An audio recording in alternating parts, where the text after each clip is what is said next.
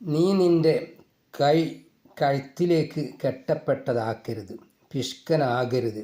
കൈ പാടെ നിവർത്തി വെക്കുകയും അരുത്, ദൂർത്തടിക്കരുത്. അങ്ങനെ ചെയ്താൽ നിന്ദിതനും ദുഃഖിതനുമായി ഇരിക്കേണ്ടി വരും. ലാത്തബുസുത്തുരി സൂറത്ത് ഇസ്രായിൽ വന്നതാണ്. വഖദാ റബ്ബുക പഠിച്ചാൽ കിട്ടും. നീ നിന്റെ കൈ കഴുത്തിലേക്ക് കെട്ടപ്പെട്ടതാക്കരുത്, പിഷ്കനാക്കരുത്. കൈ പാടെ നിവർത്തി വെക്കുകയും അരുത്, ദൂർത്തടിക്കരുത്. അങ്ങനെ ചെയ്താൽ നിന്ദിതനും ദുഃഖിതനുമായി ഇരിക്കേണ്ടി വരും. അള്ളാഹുവിൻ്റെ മാർഗത്തിൽ ചെലവഴിക്കുന്നത് ഒരു നഷ്ടമായി കണക്കാക്കുകയും നിങ്ങൾക്ക് ആപത്തുകൾ വന്ന് ഭവിക്കുന്നത് കാത്തിരിക്കുകയും ചെയ്യുന്ന ചിലർ ഗ്രാമീണരിലുണ്ട്. ചില ആളുകൾ ഗ്രാമീണരിലുണ്ട്. യഥാർത്ഥത്തിൽ ആപത്ത് വന്ന് വീഴുന്നത് അവരുടെ മേൽ തന്നെയാണ്.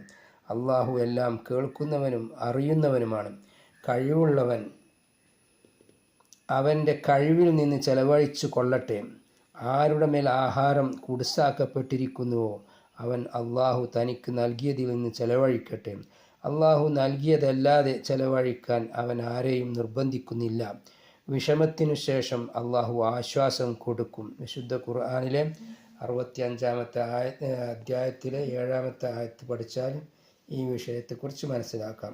അങ്ങനെയല്ല, പക്ഷേ നിങ്ങൾ അനാഥരെ ആദരിക്കുകയും അഗതികൾക്ക് ഭക്ഷണം കൊടുക്കാൻ അന്യോന്യം പ്രോത്സാഹിപ്പിക്കുകയും ചെയ്യുന്നില്ല. വിശുദ്ധ ഖുർആൻ 89-ാമത്തെ അധ്യായത്തിൽ 17 മുതൽ 18 ആയത്തുകൾ പഠിച്ചാൽ മനസ്സിലാകും. നിങ്ങൾക്കറിയാവുന്ന അനുഗ്രഹങ്ങൾ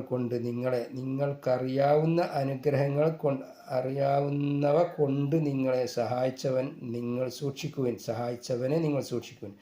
അഥവാ നിങ്ങൾക്കറിയാവുന്ന അനുഗ്രഹങ്ങളെ കൊണ്ട് നിങ്ങളെ സഹായിച്ചവനായ റബ്ബിനെ നിങ്ങൾ സൂക്ഷിക്കുക. വിശുദ്ധ ഖുർആൻ 26:123.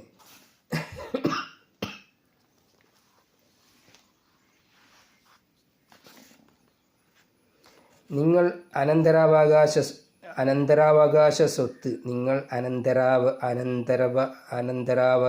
സ്വത്ത് ഒന്നായി ഒരുമിച്ച് കൂട്ടി തിന്നുന്നു. ധനത്തെ നിങ്ങൾ മനുഷ്യർ അമിതമായി സ്നേഹിക്കുകയും ചെയ്യുന്നു.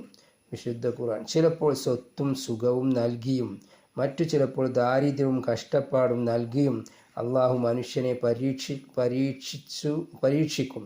രണ്ടും പരീക്ഷണമെന്ന് മനസ്സിലാക്കി അതിനനുസരിച്ച് പ്രതികരിക്കാനും അവൻ